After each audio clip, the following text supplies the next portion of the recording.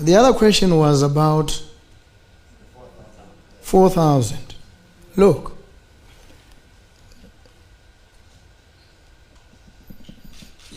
you know, there's a case where government or police officers illegally obtained evidence incriminating a person.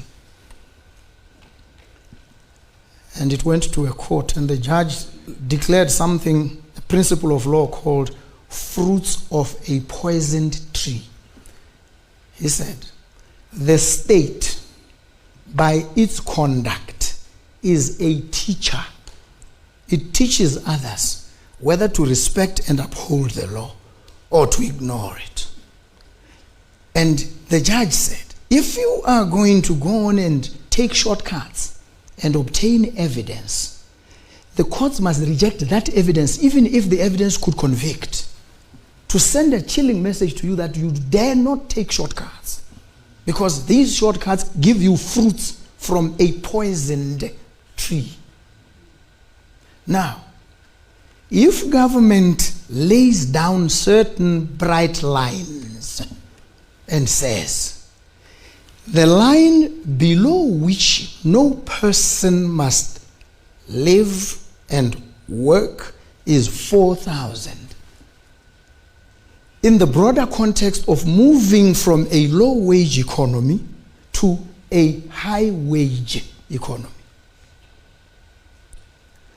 And we focus on those at the lowest levels, the bottom rung. We focus solely on them. For a moment, we don't bother much about those higher up, these ones. And we attend to them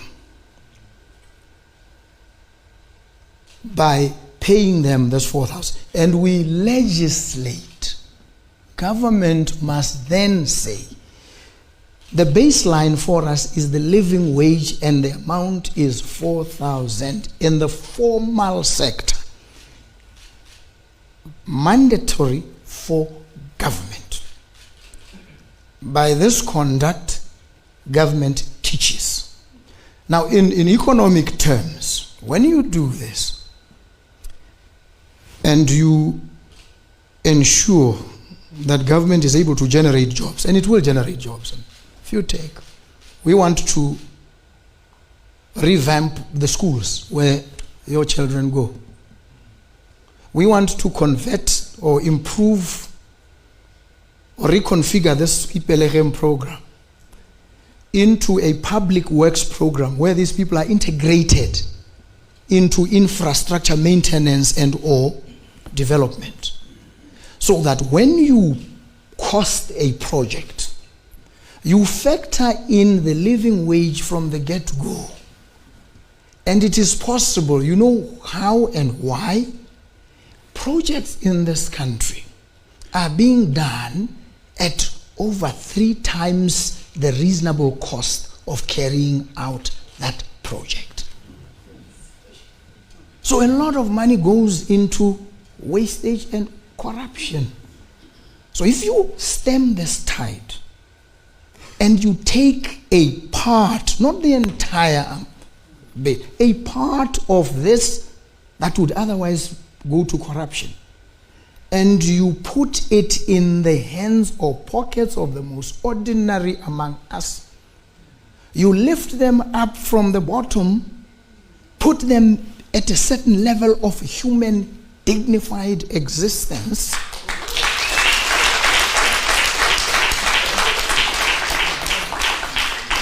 you do a lot of things. By so doing, you stimulate the economy. You've put money in the pockets of people. It's economic stimulus. These people will buy from the tuck shop, they will buy from the street vendor, and business thrives. When the economy is now on the uptick like that, you focus on other interventions that continue to grow the economy. But you cannot grow any economy. And I'm going to tell you now, investors coming from outside do not want to invest in any economy where people are equally rewarded. They don't. Make no mistake about this. Investors want to invest in an environment where the people are happy. When they are happy and they are paid this 4,000, you know what it does? One, they are motivated. Productivity rises. That's the first thing. The second thing, and it is established by research data, economists have established this. Absenteeism is reduced drastically. Thirdly, people don't just quit. They stay. So overall, the business does not incur losses from people leaving, having to bring somebody in and train them. Because it is research has established, economic data says, when you bring in a new employee, it doesn't matter at what level, when they are adapting, it's a cost to the company. And it's at 16% minimum of the gross earnings of that company per annum. So you make savings across, people are happy, they work, and when they do, and somebody was saying, how are we going to be able to pay our domestic workers? Two things in relation to that, and I'm still dealing with the 4,000. Botswana has signed the Domestic Workers Convention of 2011 that requires a certain minimum below which these domestic workers cannot fall.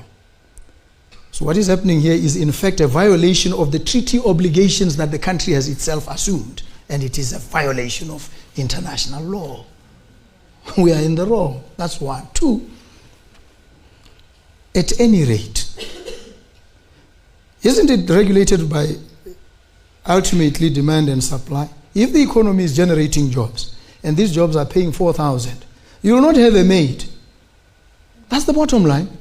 You must accept. You won't have a maid who will come to you and pay and be paid a 2,000 when they can go elsewhere and get 4,000. They won't come.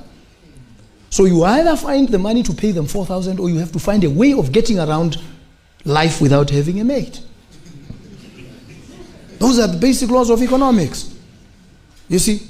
So let us not create scarecrows, the effect of which keep our people mired in abject poverty and deprivation. So the 4,000 is morally justifiable. The 4,000 is economically justifiable. The 4,000 is a requirement. We've got to do it. I believe.